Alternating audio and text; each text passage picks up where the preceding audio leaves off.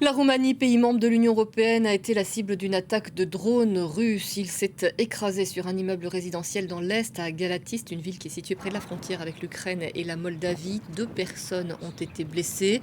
Jean-Noël Barrot ainsi que l'OTAN ont condamné un acte irresponsable. Bucarest a convoqué l'ambassadeur russe. Nous retrouvons Gulliver Krag depuis Kiev. Gulliver, bonjour. Il y a eu aussi des condamnations de la part de Kiev. Comment ces frappes ont-elles été perçues? Alors, de manière générale, les Ukrainiens réagissent toujours à ce genre d'incident dans les pays limitrophes comme un autre signe que l'Europe doit plus considérer la menace que la Russie pose pour eux.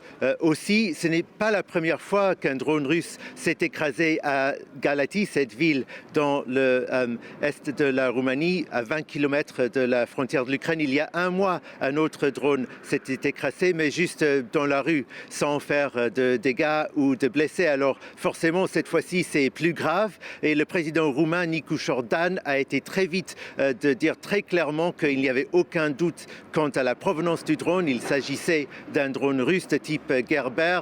C'est une sorte d'analogue un peu plus petit et un peu moins cher du drone de conception iranienne Shahed. Pourquoi le drone s'est écrasé là? C'est pas tout près du Danube et de la frontière, c'est à une vingtaine de kilomètres, mais tout de même, on peut penser que cela fait partie de la campagne de frappe russe sur les ports sur le Danube de l'Ukraine, de de Reni et de Ismaël.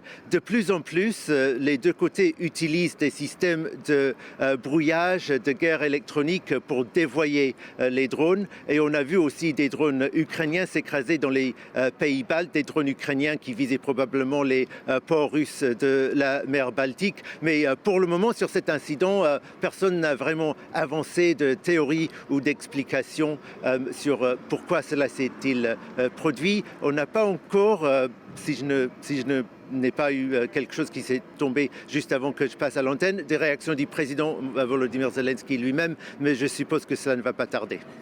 Gulliver, il faut préciser que ce drone faisait partie visiblement d'une offensive impliquant plusieurs dizaines de drones qui ont aussi touché des navires dans la mer Noire.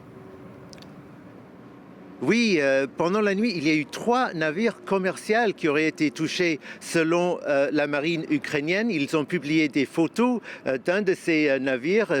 L'un des navires portait pavillon du Vanuatu, un autre était turc, le troisième je ne sais pas, mais il s'agissait clairement de navires civils, commerciaux, selon les Ukrainiens en tout cas.